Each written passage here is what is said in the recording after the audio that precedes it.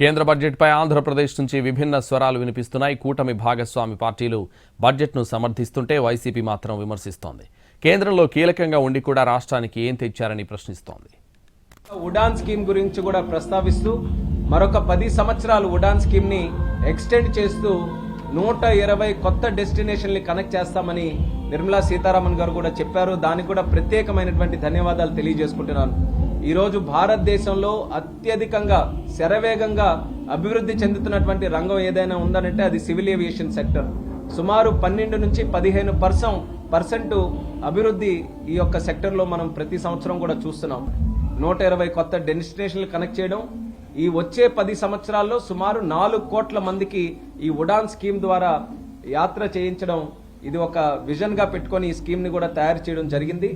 మాకైతే ఎవరు ఆంధ్ర రాష్ట్రంలో ఎవరికి ఇది సంతోషంగా అయితే లేదు. ఎందుకంటే 12 సీట్లతో జేడీయూ ఇంత సాధించగలిగితే 16 సీట్లతో మీరెంత సాధించాలి అని. ఇప్పుడు భారతదేశం కరెక్టే, దేశవ్యాప్తంగా మధ్యతరగతి వాళ్ళకు మంచి జరిగింది కరెక్టే, వ్యవసాయదారులకు మంచి జరిగింది కరెక్టే.